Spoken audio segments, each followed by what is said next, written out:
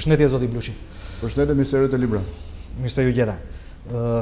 Do doja ta nisim bisedën nga tema më e debatueshme aktualisht e politikës, që është reforma zgjedhore. Gati për gjithçka duket se janë dakord që të bien palët, ajo për të cilën nuk bien dakord është mënyra e votimit. Opozita këmbëngul, madje jo vetëm opozita, po edhe pjesë të tjera të politikës, që të ketë një votim dhe numërim elektronik.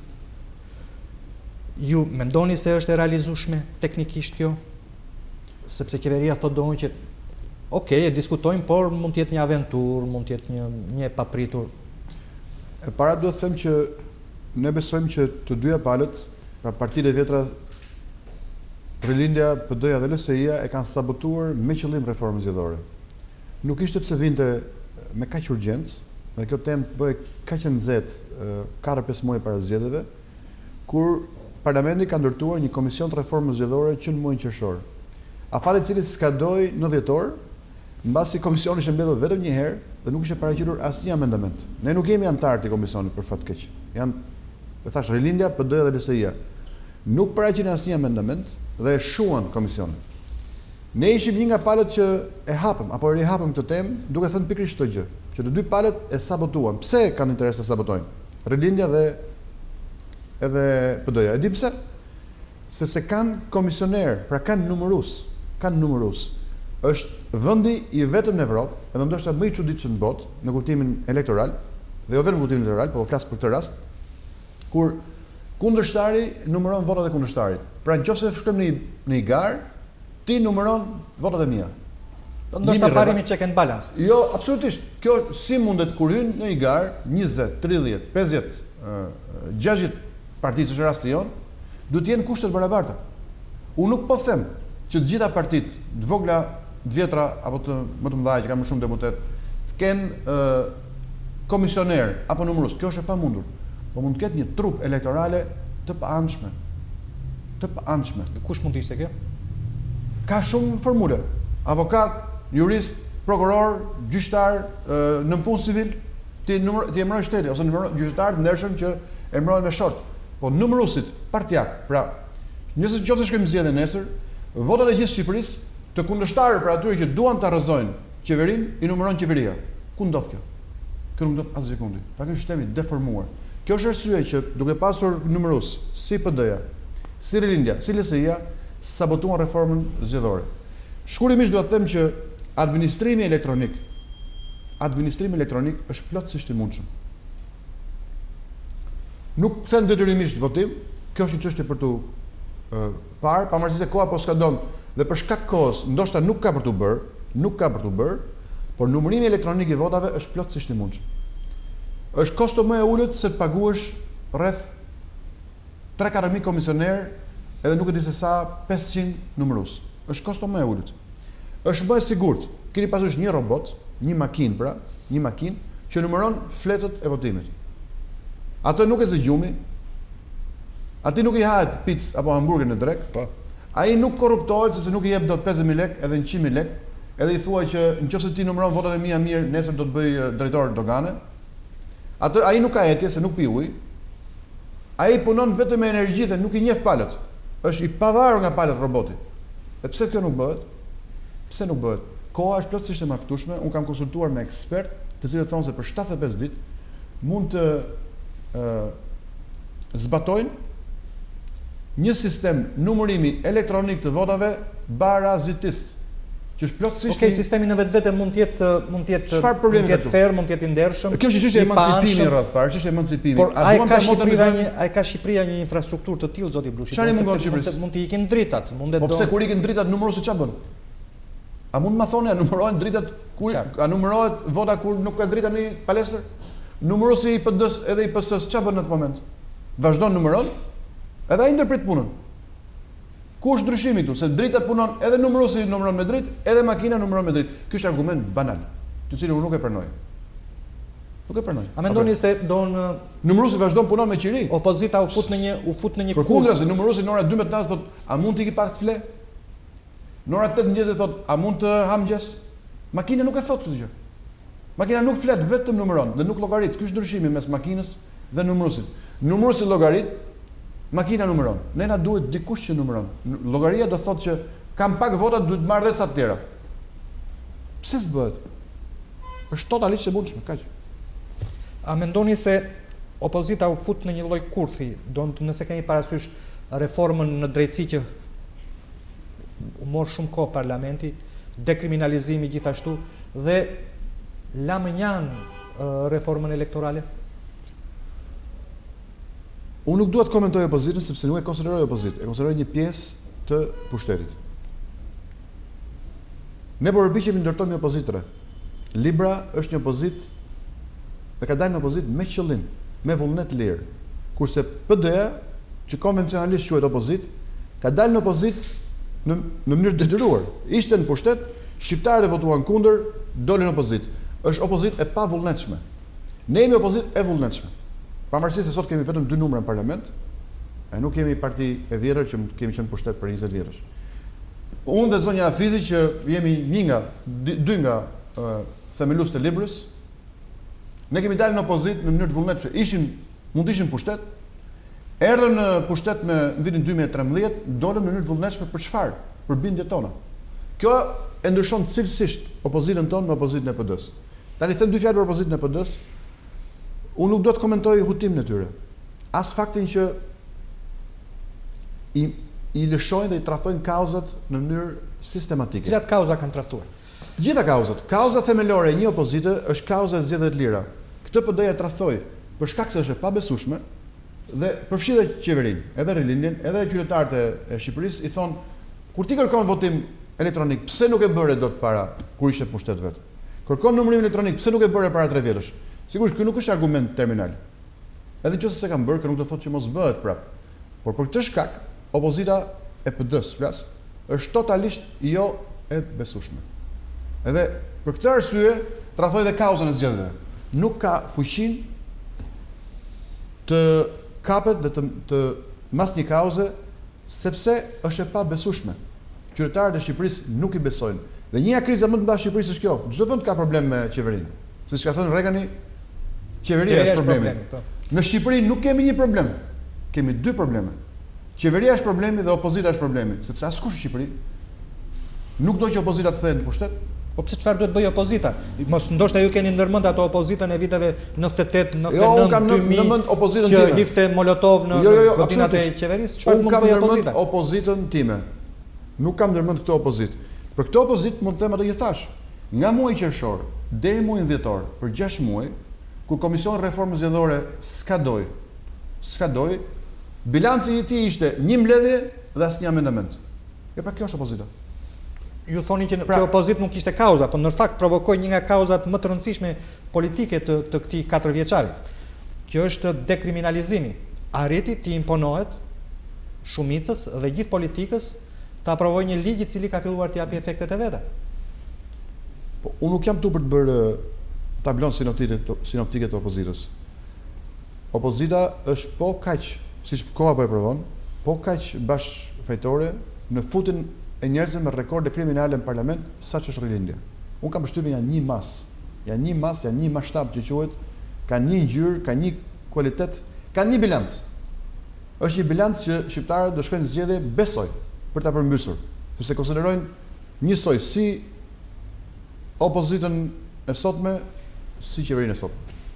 A besoni se do ketë efekte profilaktike ligji i dekriminalizimit? Do tani që është aprovuar dhe që ka filluar të japi efekte. Do besoni se do pastroj, nuk do kemi më në parlamentin e 2017-s njerëz me rekorde kriminale? Të them që besoj. Ligji i dekriminalizimit padyshim që ka një efekt profilaktik ose friksues, sepse njerëz që u katapultuan në parlament apo në për zyra bashkish në gjithë Shqipërinë, duke ardhur nga krimi, duke ardhur me pranga nga Europa në Shqipëri, duke ardhur si të ekstraduar apo të deportuar për të dëbuar nga Europa për veprimtari kriminale, u morën dhe u futën në punë publike, në niveleve të larta. Për shkak të dekriminalizimit, kryesisht për shkak presionit ndërkombëtar, sepse dini që Bashkimi Evropian ka vënë një nga 5 kushtet është dekriminalizimi. Shtetet e Bashkuara kanë qenë shumë sensitive dhe shumë luftarak për ta pastruar parlamentin e Shqipërisë nga ata. Për gjitha këto arsye, pra, këta njerëz ndoshta nuk do hyjnë në masën që hyjnë në parlament, por çështja është sa influencë do kenë këtë zgjedhje.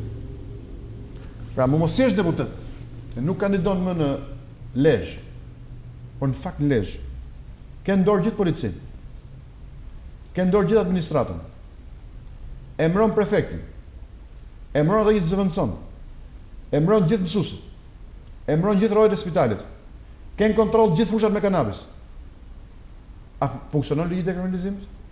Ti e prap një lënë lord i pa shpallur. Pra ti e mbron deputetin që vjen në parlament, në Dibër. Në Dibër. Çfarë ndodhi në Dibër?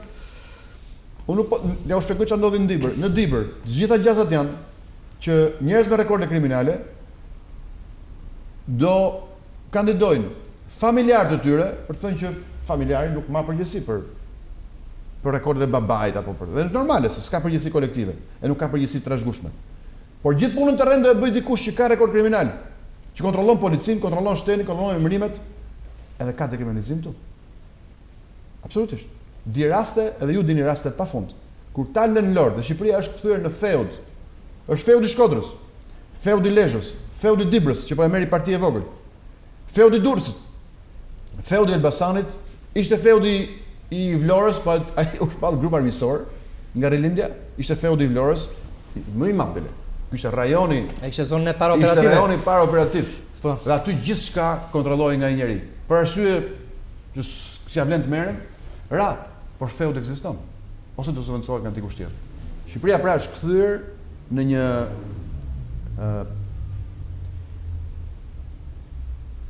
në industri të ndarë në feude dhe të gjithë ta ç'a bëjnë. Mbjellin kanabis, marrin tendera, japin koncesione, bëjnë emërime vetëm me një funksion, për të sjellë vota rilindjes. Ju përmendat atë që quhet feudi i Vlorës. Dhe aty ndodhi një prishje, ndodhi një ndarje mes feudalit të Vlorës dhe rilindjes. A besoni se mundet të jetë ky një lloj precedenti që kur këta landlord që ju i quajtë, do ta kontrollues të territorit, kur nuk e shikojnë veten të përfaqësuar, nuk e shikojnë veten me pushtet, bëjnë një shizëm, bëjnë një ndarje. Sigurisht, për këta e keni parasysh Shqipërinë mesetare apo osmane. Po. Shqipërinë osmane. Shqipëria osmane kanë qenë ndarë në Pashallëqe ose në Kaza. Në Pashallëqe, se Kaza në diçka tjetër. Në Pashallëqe. Dhe Pashallëqe ndahesh në feude. Në çiftligje, po them. Funksionon e njëjta gjë. Natyrisht nuk dua të jap Shqipërisë rilindjes këtë përmas, se nuk e ka as të përmas, as të madhështi, as të arsye, as të zhvillim. Nuk dua të jap këtë, po industrializimi i kësaj teknike, që kthyer në industri, është prezent. Shqipëria është ndarë në feude. Është ndarë në feude që kontrollojnë njerëz të cilët kanë vetëm detyrë si të sjellin vota e Edi Ramës apo rilindjes në zgjedhje. 4 vjet mund bëj gjithçka. Ligji nuk i kap. Feudi i Kavajës, çfarë ishte feudi i Kavajës? Që akoma është operativ. Është operativ akoma. Vazhdon betejën me gjyqësorin Elvis Roshi për të provuar se ai ka të drejtë të kandidojë dhe të jetë kryetari i Bashkisë së Kavajës. Është drejt kushtetuese. Unë jam sigurisht, por nuk i mohoj askush drejt kushtetuese. Problemi është, duhet të them në një rast më saj. Ai mund të jetë drejt drejt kushtetuese si qytetar, por partia që e mbështet, a ka drejt morale ta mbështesë një njerëz që është provuar si një kriminal nga gjykata italiane? Dhe partia ose më saktë, kryetari i partisë si kryeminist e shkarkoi. E ke gabim, e shkarkoi, nuk e shkarkoi kur doli dhe u provua, e shkarkoi kur KQZ-ja e mori këtë vendim. Pra nuk u distancua moralisht, ky është problemi. Do të them diçka. Qeveritë mund të jenë shumë të varfra. Edhe qeveria jonë, edhe për shumë arsye, të vjetra dhe të reja, mund mos ketë shumë para për të shkëlqyer, për të bërë investime, për të rritur pagat, për të rritur pronat. Por diçka është pa lek. E dikush pa lek? Modeli i qeverisë, morali. Pra nëse ti diku vë një kriminal, diku vë një trafikant, diku vë një njeri që është super majmur me taksa, diku e mbron një bandit, një rreth caktuar, një qytet caktuar e lë pron një kriminal, që ka mbjell vetëm kanabis ose ka vrarë njerëz dhe njerëzit e njohin. Çfarë morale jep ti? ka një aspekt pedagogjik të pamohueshëm çdo qeveri. Edukon qytetarët e vet. Çfarë i thot rilindja një djalë që ka mbaruar shkollën 18 vjeç dhe mund të jetë familje varfër dhe ka mësuar? I thot vetëm që nuk ka nevojë të mësosh për të bërë deputet, për të bërë kryetar bashkie, për të bërë drejtor spitali. Shko mbill kanabis, futu në një band, bëu në fillim shërbëtori një banditi që sot mund të jetë kryetar bashkie ose deputet, nesër do bëhet si ai kur ai të plakët, sa ai mund ta trashëgojë ty biznes të krimit. Qeveria pra nuk kjo është gjë më e rëndë që ka bërë në 4 vjet. Të gjitha tjerë janë zero. Ka degraduar moralin publik. Dhe kjo është pa kosto. Qeveria nuk ishte nevojë të nxjerrte lekë nga buxheti i shtetit për të bërë të gjë. Por kosto e kësaj mbi brezat dhe mbi imazhin e shoqërisë tonë është katastrofë. E dini se duket Shqipëria nga Brukseli? Si një armë e kanabis dhe me 10 bandit aty, të cilët mbjellin korrin dhe shesin Evropë dhe me këto para kapin shtetin, kapin policinë, kapin prokurorin, kapin gjykatat, kapin qeverinë edhe bëhen vetë qeveria. Siç janë bërë. Gjendemi në një situatë fataliteti. Një rast tjetër për 21 janarin. Me që është dhe kjo temë e ditës.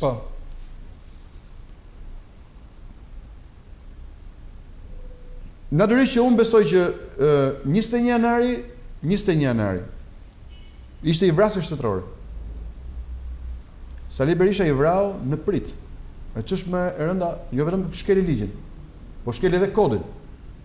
Sepse i vrau njerëzit kur po të riqesh.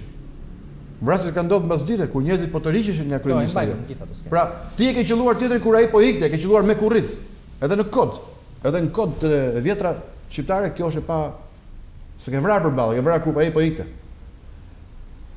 Edhe sigurisht që ka një rezistencë për të shkuar deri në fund të janarit, pavarësisht se mund të them se kjo qeveri nuk ka bërë asnjë gjë përveç se ka bler gjakun me para. Ka bler gjakun atyre siç ndodhi tani që i dhanë një dëm shpërblim. Mirë bëri sa ata duhet dëm shpërblehet, absolutisht s'kam asgjë kundër, por kjo është pa mjaftueshme. Po çfarë duhet bënte? Ta them pra çfarë duhet bënte. Sepse drejtësia nuk e drejtësia don është e kontrolluar nga tjetër kush. Këtë jam duke të thënë. Ndoshta mund të fshihet qeveria se nuk po vën drejtësi për 21 janarin sepse sistemi i drejtësisë se kontrollon dot. Pavarësisht se nuk ka çuar aty prova të duhura. Po diçka mund ta bëjë? E di kush është kjo diçka? Një nga gardistët e 21 janarit është sot kryetari i Partisë Socialiste në Bulqiz. Kjo kush të detyron këtë? Gjykata e vë këtë njeri? Një nga njerëzit që është provuar, që kanë qenë gardistë aty, bashkë me atë Shupa, çka që një dënuar që u provua që një Todillupa, po diçka, po nuk ka rëndësi, po merrem me emrin. Ka qenë disa gardistë aty, të cilët kanë marrë urdhër për të qelluar nga Sali Berisha. Njëri prej tyre ka qelluar. Ishte gardist atë ditë. Ky sot është kryetari i Partisë Socialiste në Bulqiz. Gjykata të dëneron ta vësh kryetar Partisë Socialiste këtë njeri? Mas 21 janarit, se ka një reflektim moral. Unë nuk po them ai mund të jetë pa faqe dhe nuk i hy fare kësaj historie, po ka një reflektim moral. Pse shkon ai kryetari, gardisti 21 janarit, kryetari i Partisë Socialiste në Bulqiz? E dini pse? Sepse Rilindja nuk ka asnjë normë. Ky ka qelluar një gardist, frika e ka dalë 21 janar, me sa duket ka krijuar një band vogël aty, edhe për shkak të profesionit që ka, se normal. Dhe sot kontrollon Partinë Socialiste e Bulqizës, gjitha emrimet, gjithë industrinë e minerave atje, përfshirë edhe është drejtori i OSHE-s lokale. A mund vizatuat një tablo shumë të zyrt? Si do jetë ç'a prognoze keni për zgjedhjen? Për moralin, ç'lidhje ka atëre që më pengon gjyqësori për 20 janarin dhe nuk kam para të bëj rrugë, bëj drita sepse Saliu më lai grop të madhe. Por gardistën 20 janarit, pse do të jetë kryetari i Partisë Socialiste? Ja pra ky është rrënimi i moralit që më shkaktuar Rilindja në 3 vjet. Është katastrofë, mund mos e marrin veten për 10 vjet me këtë dëm. Në këtë tablo që ju sapo vizatua do në duket si një gjendje fataliteti. Mendoni se zgjedhje do jenë nuk do jenë thjesht votime apo do ketë realisht zgjedhje? Unë do të bëj ndjellësin e fatkeqësisë, edhe Libra në përgjithësi përpiqet të ketë një pozicion të moderuar. Ne nuk duam të krijojmë shqiptarëve i ndjejnë frike, pra që të kenë frikë të shkojnë zgjedhje ose të mos votojnë sepse mendojnë që vota e tyre nuk numërohet. Ne do bëjmë çdo përpjekje që kjo të ndodhi. Sigurisht që disa gjëra mendoj që duhen riparuar. Numërimi elektronik mund të aplikohet shumë lehtë. Në gjithë Shqipërinë. Keni parasysh që votat në Shqipëri numërohen në 66, nëse s'jam gabim, ZAZ. Po. Pra në 66 palestra apo shkolla apo ambiente publike të mëdha ku numërohen votat. Aty ka 10 tavolina ku rrin nga 4 numërues, 1 i PS-s, 1 i PD-s, 1 i LSI-s, 1 i Partisë Republikane, 2 opozitar, 2 qeveritar. Gjithë ta njerëz që paguhen 3 fish. Njëherë nga partia, njëherë nga buxheti i shtetit, njëherë nga njerëz të tjerë, 3 herë paguhen këta. Këta mund të zëvendësohen me një makinë. Ka njerëz të tjerë? Nga ata që nëpër provinca blejnë vota vazhdimisht, duke shkëmbyer me kanabis. Këta njerëz mund të zëvendësohen nga një makinë. E dyta, çfarë problemi ka të fillojmë të kontrollojmë financat tona? Sigurisht kjo nuk ka për të ndodhur. Unë e di që nuk ka për të ndodhur, sepse qeveria, edhe PD-ja, edhe LSI-ja nuk kanë ndërmend të i vënë tavan kufizim pra shpenzimeve të veta. Por një ditë duhet fillojmë. Ne bëjmë zgjedhjet më të shtrenjta në Europë për frym. Zgjedhjet tona janë më të shtrenjta se zgjedhjet në vende që kanë 3 fish popullsi. Apo kanë 10 herë më shumë industri. Na kushtojnë më shtrenjtë. Nga dalin këto para? Ja u them unë. Nuk dalin nga kotat e antarësisë. Nuk dalin nga donacione të arsyeshme biznesmenësh ose kompanish. Jo. Pjesa dërmuese e këtyre parave dalin nga tenderet, nga rishfetet, nga industria e kanabisit, nga droga, nga koncesionet. Janë para të errta që futen nga arkat e partive. Po t'ju them shifra, do të filloj të them shifra më vonë për gjatë fushatës, shpenzime katastrofale. E dini që një dalje e kryeministit në televizor kushton 10.000 euro? Si kushton 10.000 euro? Po. Nëse shkon kryeministi i Shqipërisë, edhe kjo paguhet me taksa. Flet në Gramsh. 1 orë e gjysmë me fermerë dhe ky është takim live, është live apo? E jep ju live, e jep News 24 live, e jep ABC live, e jep Top News live. Gjithë televizionet e Shqipërisë 1 orë e gjysmë bllokohen, duke parë gjithë çfarë thotë Rama me 45 fshatarë në Gramsh, me fjalë. 1 orë e gjysmë. Ka kosto kjo? A ka një kosto? Po, ka një kosto. Transmetimi ka një kosto? Se nuk e di sa janë çmimet do, po nuk po them kosto e transportit, edhe zhvendosjes, edhe e njerëzve që e ruajnë etj. Nuk po merrem hapëro me këtë. Flas për koston e transmetimit. 1 orë gjysmë live televizionin tuaj kushton. 1 orë gjysmë live në ABC kushton. Sepse ishte reklam në atë kohë që s'shej. Kushton ajo. Elisa që koston 10.000 euro. Kush e paguan? Të kthemi te dekriminalizimi. E pse do ta paguajmë me taksa unë këtë gjë? Zoti Blushi. Për çfarë do të paguajmë me taksa që Edi Rama det 1 orë gjysmë televizor edhe thot gjëra që për mua s'kan pikë rëndësie. Ja pa kjo është çështja. Ju keni qenë bashkë me zotin Rama pjesë të njëjtit entourage. Dhe 10 vjet më parë e imagjinonit këtë që po ndodh tani don sepse njerëzit kanë shihet e tyre, estetikën e tyre, deri tek e fundit kanë dhe një lloj kordoni sanitar për shtresa dhe fenomene të caktuara shoqërore. Të bëj një kërkesë, a mund mos pyesësh më për të shkuarën, pyet për tardhën. Unë do të flas më shumë për librin, se sa për. Po ta ezaurojmë të don. Ai imagjinoni don që njëri pak a shumë me prejardhjen tuaj, backgroundin tuaj, formimin tuaj, rrethin shoqëror tuaj, ju tani e shikoni dhe akuzoni si një kapoband. Ju duket e besueshme? Këto janë fakte, nëse unë po sajoj një gjë, unë mbaj përgjegjësi për fjalët e mia. Këto janë fakte publike për të cilat nuk kam folur vetëm unë. Këto janë arsyet për të cilat unë kam ikur nga një parti që cilën isha 20 vjet.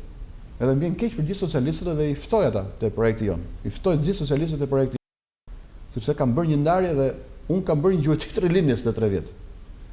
Kam bërë gjuetinë e rilindjes. Rilindja është një gjë për cilën duhet dalim gjithë në gjueti për ta zbuar si fenomen, si industri, si nevojë për të kapur shtetin, si pasurim i shpejtë dhe i pamerituar, si kriminalizim, edhe si kanabizim, edhe gjithçka tjetër. Rilindja për fat keq. Për fat keq. Ka bërë vetëm një e relativizoi për gjithë, e pra e bëri duket jo shumë i zi mënyra si qeverisë Sali Berisha në 4 vjeçarin e fundit. E relativizoi, sepse u barazua në dëme pothuajse me atë. I ka ngelur vetëm 21 janari që Se ka bërë dhe shpresoj që s'ka për ta bërë. E qartë. E ndërpresim Po nuk duhet të flas më për atë, lutem shumë duhet të për një flas hapësirë të shkurtër publicitare, ndërpresim pak.